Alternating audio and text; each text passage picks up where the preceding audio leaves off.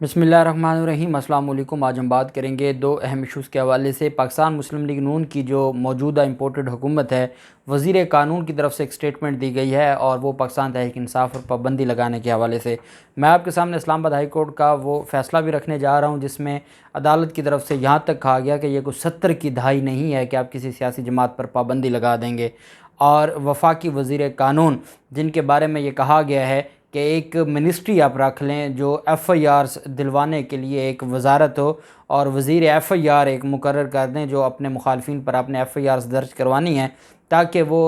जो मुख्तलिफ अपने मुखालफिन हैं धड़ाधड़ उनके ख़िलाफ़ FIRs दर्ज करवाता रहे। अब वफाकी वज़ीर कानून पाकिस्तान तहरीक इंसाफ पर पाबंदी के ख्वाब देख रहे हैं और उनकी तरफ से जो स्टेटमेंट दी गई है उसमें क्या हो सकता है और उसकी जो तफसीलात क्या हैं वो मैं आपके साथ शेयर करूँगा। नवाज़ शरीफ की वापसी के हवाले से एतज़ाज़ अहसन साहब ने अंदर की बात बता दी है। बड़ी अहम उनकी तरफ से जो स्टेटमेंट है वो सामने आई है। उनके केसेस को, जो बैरून मुल्क केसेस हैं, पाकिस्तान में जो केसेस हैं, इनको मद्देनज़र रखते हुए बड़ी अहम स्टेटमेंट आई है, वो भी मैं आपके साथ शेयर करूँगा। पहले तो मैं आपको बता दूं कि इलेक्शन कमीशन में ज़िमनी इलेक्शन होने जा रहा है और ये PP 139 में भी है, इसी तरह ननकाना साहब में भी, जो जहाँ पे इमरान खान ख़ुद इलेक्शन लड़ने जा रहे हैं और वो MNA का इलेक्शन है। तो इन दो इलेक्शंस के हवाले से राना तनवीर, जो कि मुस्लिम लीग नून के रहनुमा हैं, वफाकी वज़ीर हैं, उनकी तरफ से पहले भी उनको नोटिस जारी किया गया था, कोई कार्रवाई नहीं हुई थी। और अब दोबारा district monitoring officer NA 118 Nankana साहब ने वफाकी वज़ीर राना तनवीर हुसैन को हल्के में दौरा करने से रोक दिया है और उन पर पाबंदी आयद कर दी है कि वो ननकाना साहब में और NA 118 में दाखिल नहीं होंगे। डिप्टी कमिश्नर और DPO ननकाना को ये ख़त लिखा गया है और कहा गया है कि ना राना तनवीर और ना ही मुस्लिम लीग नून का कोई वज़ीर, उसकी पाबंदी है और उसके जो दाखिला है उसको रोकने के अहकाम जारी किए गए हैं। और उन्होंने वफाकी वज़ीर को भी नोटिस भेजा है और उसके साथ साथ ये भी कहा है कि सूबाई इलेक्शन कमिश्नर पंजाब की तरफ से भी ये कहा गया है कि हल्के का दौरा करने वाले जो भी वफाकी वज़ीर होंगे उनके ख़िलाफ़ कार्रवाई की जाएगी। तो ये मुस्लिम लीग नून के सीनियर रहनुमा और वफाकी वज़ीर पर पाबंदी लगा दी गई है कि वो उस एरिया में या उस हल्का में दाखिल ही नहीं हो सकते, दाखिले पर पाबंदी लगा दी गई है। जबकि दूसरी तरफ जो एतज़ाज़ अहसन साहब की तरफ से स्टेटमेंट दी गई है और एतज़ाज़ अहसन साहब से जब ये सवाल किया गया है कि अब शहबाज शरीफ की हुकूमत है तो क्या नवाज़ शरीफ पाकिस्तान वापस आ सकते हैं या नहीं आ सकते, उस पर एतज़ाज़ अहसन साहब ने बड़ी बात की। एतज़ाज़ अहसन साहब ने कहा कि जब तक बरतानिया नवाज़ शरीफ को ज़बरदस्ती निकाल नहीं देता तब तक तो आप सोचें ही नहीं कि नवाज़ शरीफ कभी वापस आएगा। एतज़ाज़ अहसन साहब ये कहते हैं कि अगर 2/3 मेजॉरिटी भी आ जाए मुस्लिम लीग नून के पास, उसके बावजूद नवाज़ शरीफ वापस नहीं आएंगे। उन्होंने कहा ये इतने खौफज़दा लोग हैं, नवाज़ शरीफ उंगली पकड़ के कुर्सी पर पहुंचते हैं, कुर्सी पर बैठते हैं और कुर्सी को फिर तख्त समझना शुरू कर देते हैं और नवाज़ शरीफ जेल नहीं काट सकते। वो जैसे जेल में जाते हैं उसके बाद वो जेल से बाहर निकलने की तदबीरें करते रहते हैं, चाहे उनको किसी हद तक भी जाना पड़े, चाहे उनको जिसके भी जो पाँव पकड़ने हैं वो पकड़ लेते हैं और वो बैरून मुल्क भागते हैं। उन्होंने कहा कि वो वहाँ जब बैठते हैं, इतनी लग्जरी लाइफ है, और जब उनको ख़याल आता है, इनकलाबी तो वो हैं नहीं, ना वो इस आवाम का दर्द उनके अंदर है। अगर आवाम का दर्द होता तो कोई 1-2 अरब ही सिलाब ज़दगान की मदद कर देते। तो एतज़ाज़ अहसन साहब कहते हैं कि जब वो वहाँ बैठ कर सोचते हैं कि होगा क्या, मेरा हशर क्या होगा, मुझे जेल जाना पड़ सकता है, और उनको अभी तक जो मुख्तलिफ़ हीले बहाने हैं, और अभी वो इसहाक डार को भेज सकते थे एक टेस्ट केस के तौर पर, लेकिन इसहाक डार को भी वो भेजने से खौफज़दा हैं। इसहाक डार कहते हैं मुझे क्यों कुर्बानी का बकरा बनाना है, मैं नहीं जाता,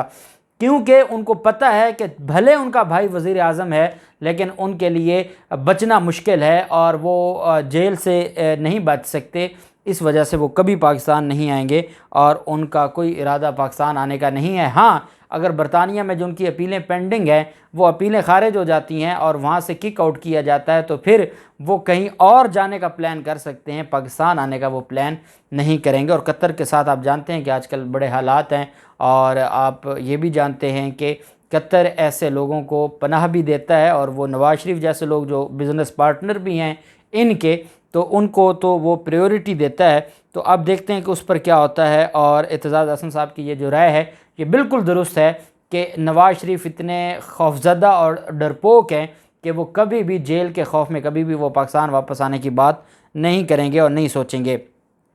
दूसरी तरफ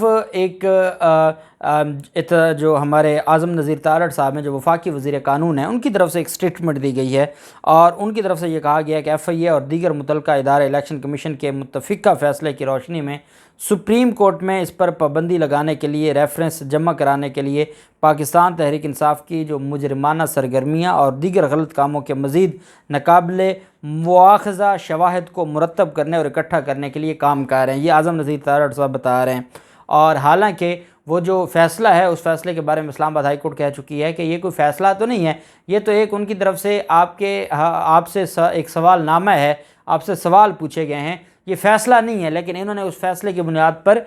FIA को टास्क दे दिया और FIA उसके ऊपर मुजरमाना सरगर्मियाँ ढूंढ रहा है पाकिस्तान तहरीक इंसाफ के ख़िलाफ़।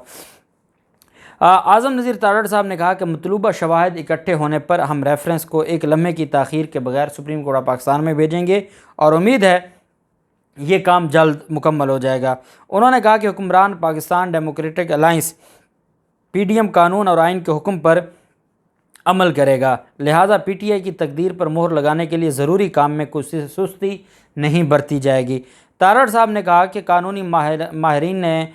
याद दिलाया है और हमें बताया है कि PTI के तमाम बैंक अकाउंट्स मुंजमद कर दिए जाएंगे। तारड़ साहब ने कहा कि बाकी कानूनी माहिरीन से भी हमने मशवरा किया है और उसके मुताबिक जब पाकिस्तान तहरीक इंसाफ के ख़िलाफ़ हम कार्रवाई शुरू करेंगे रेफरेंस की, तो तमाम बैंक अकाउंट्स मुंजमद कर दिए जाएंगे, दफातर सील कर दिए जाएंगे और सुप्रीम कोर्ट के फ़ैसले के बाद कलअदम जमात करार दिए जाने की सूरत में तमाम अरकान पार्लियामेंट की बतौर कानून साज हैसियत ख़त्म हो जाएगी। हुकूमत को इलेक्शन कमीशन का रेफरेंस और इलेक्शन कमीशन की तरफ से जो रिकमेंडेशंस हैं वो मौसूल हो चुकी हैं और उसने आइन के आर्टिकल 17 के तहत PTI के ख़िलाफ़ रेफरेंस के साथ आला अदालत से रजू करने की उस पर वर्किंग जारी है और FIA को इस काम पर लगाया हुआ है और मुतल्लिका एजेंसियाँ और जो बाकी जो चीज़ें हैं वो भी सारी की सारी देख रहे हैं और इसमें वो ऐड करना चाहते हैं जो शौकत तरीन की तरफ से गुफ्तगू है वो इसको कि ये रियासत मुखालिफ सरगर्मियों में मुलव्वस है पाकिस्तान तहरीक इंसाफ और इसको भी जोड़ कर साथ और फिर दहशतगर्दी का जो मुकदमा इमरान खान के ख़िलाफ़ है। मैंने आपको बताया था कि FIA तब तक कार्रवाई नहीं कर सकती जब तक दो ग्राउंड्स ना हों। एक तो ये है कि रियासत मुखालिफ सरगर्मियों में मुलव्वस हो या कोई दहशतगर्दी के मामलात में मुलव्वस हो या उसको की मुआवनत कर रही हो तो तब ही FIA कार्रवाई कर सकती है। अब इन्होंने उसको जोड़ा है शौकत तरीन के बयान के साथ और साथ इन्होंने इमरान खान के ख़िलाफ़ जो दहशतगर्दी का मुकदमा है जो मेरी इल्म के मुताबिक 8 सितंबर को या उसके बाद इस्लामाबाद हाई कोर्ट से या नीचे जो दहशतगर्दी अदालत है उसकी तरफ से ख़ारिज कर दिया जाएगा। बहरहाल जो भी होता है, लेकिन पाकिस्तान तहरीक इंसाफ पर पाबंदी का ख्वाब देखने वाले जो आज़म नज़ीर तारड़ साहब बात कर रहे हैं, जब इलेक्शन कमीशन की तरफ से ये मामला आया था तो उसी वक्त PDM और हुकूमती इत्तेहाद ने एक इजलास बुलाया और पाकिस्तान तहरीक इंसाफ पर पाबंदी के हवाले से लीगल टीम को टास्क दिया गया था। लीगल टीम ने आके बताया था कि अब पाकिस्तान तहरीक इंसाफ पर पाबंदी नहीं लग सकती और हम इस मामले में पढ़ेंगे तो हम मज़ीद ज़लील होंगे। उसके बाद इन्होंने FIA को लगा दिया और FIA मुख्तलिफ हाई कोर्ट्स ने FIA को रोक दिया है कार्रवाई से और इलेक्शन कमीशन का वो जो फ़ैसला है जिसकी बुनियाद पर कार्रवाई की जा रही है वो इस्लामाबाद हाई कोर्ट में चैलेंज हो चुका है। दरख्वास्त पाकिस्तान तहरीक इंसाफ की काबिल समाअत हो चुकी है और उस पर इलेक्शन कमीशन ने जवाब जमा करवाना है। अब इस्लामाबाद हाई कोर्ट में जब समाअत हो रही थी तो इलेक्शन कमीशन के ख़िलाफ़ जो फ़ैसला था पाकिस्तान तहरीक इंसाफ की अपील पर इलेक्शन कमीशन के फ़ैसले के ख़िलाफ़ इस्लामाबाद हाई कोर्ट में जो अहम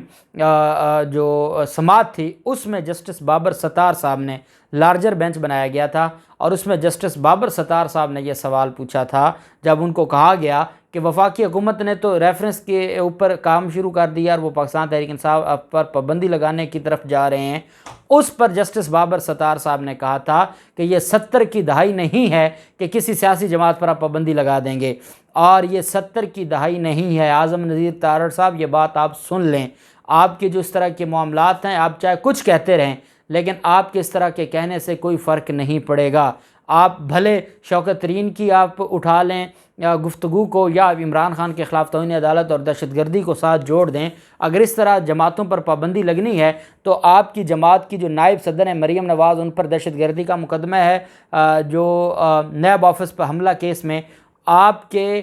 जो क़यादत है मुस्लिम लीग नून की, सब पर सानिया मॉडल टाउन का दहशतगर्दी का मुकदमा है, राना सनाउल्लाह पर मनशियात फ़रोशी का मुकदमा है। अगर इस तरह आपने जोड़ना है तो फिर ये चीज़ें और बहुत जुड़ जाएंगी और ये आपके हाथ में मामला नहीं आएगा। इस्लामाबाद हाई कोर्ट में, जिसमें जस्टिस बाबर सत्तार साहब भी उस बेंच का हिस्सा हैं, अब वो उस बेंच में चीफ जस्टिस अत्तर मिनल्ला साहब भी शामिल हो जाएंगे, तो वहाँ ये कहा जा रहा है कि ये भूल जाएं कि इस तरह कोई सियासी जमात पर पाबंदी लगा देगा। ये 70 की दहाई नहीं है। मैं ये इस वजह से आज़म नज़ीर तारड़ साहब को ये अल्फाज याद करवा रहा हूँ कि ये 2 हफ़्ते पहले की बात है और अभी वो केस इस्लामाबाद हाई कोर्ट में पेंडिंग पड़ा है। अपील जिस पर इसी जो हफ़्ता कल से शुरू हो रहा है उसमें समाअत होनी है, तो उसमें यह कहा गया है कि ये 70 की दहाई नहीं है। बार बार सुन लें, ये 70 की दहाई नहीं है। और आप जो ये मंजन बेच रहे हैं कि आप पाकिस्तान तहरीक इंसाफ पर पाबंदी लगाएंगे, तो पाकिस्तान तहरीक इंसाफ पर आप पाबंदी नहीं लगा सकते। ये आपका एक दीवाने का ख्वाब तो हो सकता है,